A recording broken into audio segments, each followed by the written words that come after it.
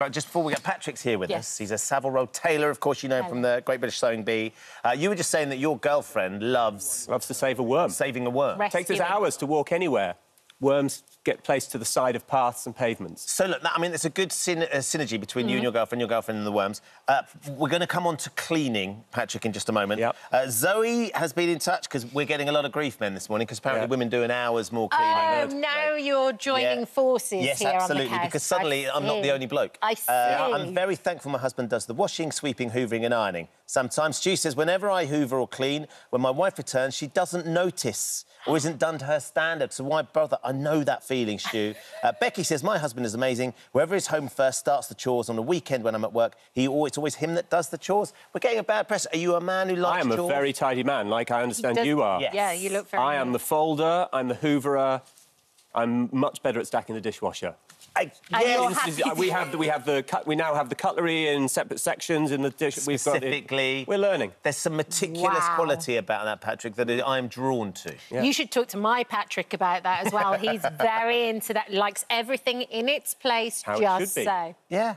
Just so. So maybe we don't need to be moaned at all the time, Kat. Not all the time, but just a little and often.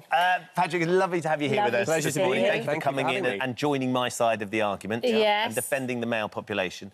10 years of Sewing Bee. It is, yeah, amazingly so. We really were surprised that it got past our first one.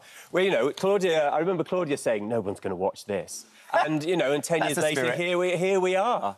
And it's done some amazing things. I think people love the show. We're really grateful that people love the show. But it's made us think again about our clothes. It's made us look carefully at what we buy. It's made us understand what things are made from and the value they have in a very different way. So I'm very proud of what we've quietly achieved. Yeah, because I know initially the BBC were like, it's that we have this expectation for it, and in actual fact, you doubled the ratings. In the first year, Not only did you do that, but I think, isn't it something like sales of sewing machines everywhere across the country have gone up since you... Something like 400%. Wow. Yeah. It's a ridiculous Well, number. I mean, during COVID, sewing machines sold out everywhere. People got back into sewing. But this year's contestants, many of them only started sewing because they watched the show. And, you know, people are sewing for different reasons now than the reasons they used to sew for. People used to sew for economy. Now clothes are so cheap and people have so many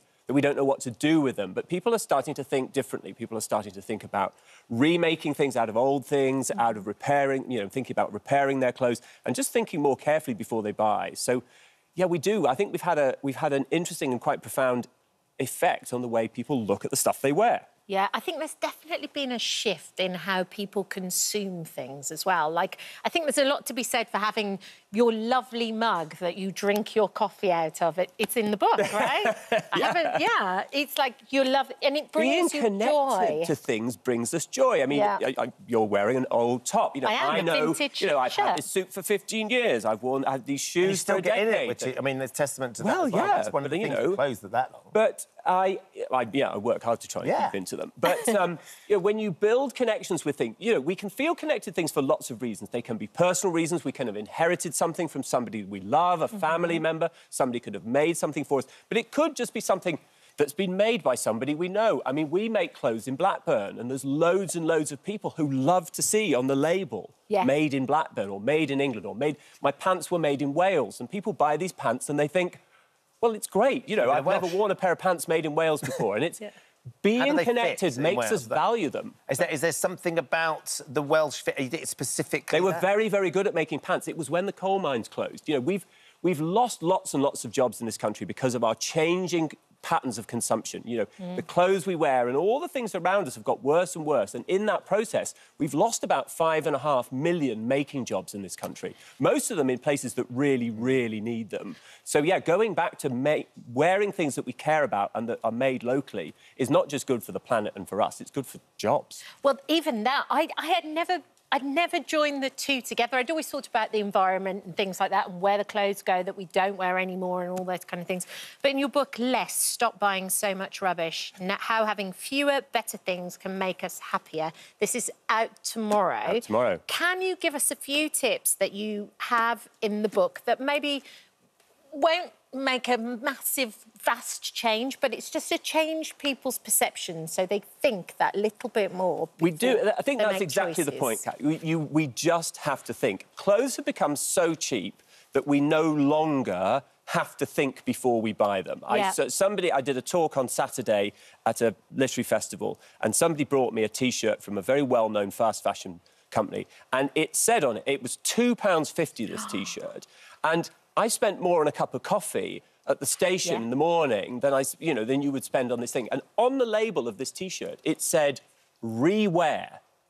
As if we've somehow decided it was, it's not normal that clothes would be worn more than once. There was a picture of a washing machine.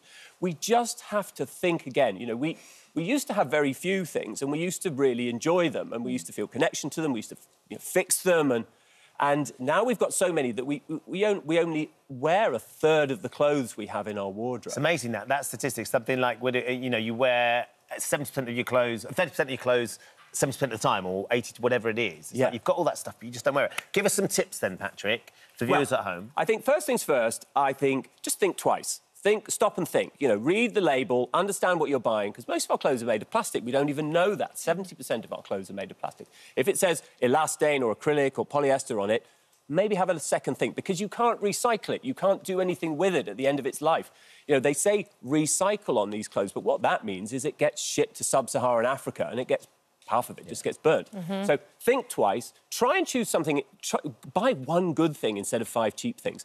Give yourself a pat on the back for wearing something again and again. The more you wear it, the better you should feel about it. We've been conned into this idea that we need new stuff all the time, and we know that it just doesn't make us any happier. And what about washing? Do we wash our clothes too often? Far too often. Far too often. Again, the washing powder companies would like us to wash our clothes every time we look at them. But actually, in fact, I wash my pants and my socks every day. This is good news. Good news for all of us. Yes. Shirts and T-shirts, not every time I wear them. Jackets, trousers, sweatshirts, you can keep those things going. I don't tell my girlfriend, but I will quite often go into the laundry basket, take things out, fold them back up and put them in the cupboard. Gives them a sniff. And so you make She thinks it's been round the cycle, but it's just gone straight back in. Amazing. But I think it's also about buying in vintage stores. Correct. Handing over as well to Cost friends. is important, so, managing people's budgets. At the moment, that's tough. Well, for a lot of people, it's very, very tough. But we buy too many. We buy 5 times as many clothes today as we did when I was born. So yes, they've come down in price a lot, but the result is we buy far more of them. But if you buy good things, they will have a secondary value. We all love doing eBay and Vinted, but second-hand, really cheap stuff has no secondary value. Yeah. Patrick, lovely to see you. Thank you. Best of luck with the 10th series of Sewing Bee. Can't wait in a couple of weeks. Couple of weeks. And the book as well. It's really, really interesting.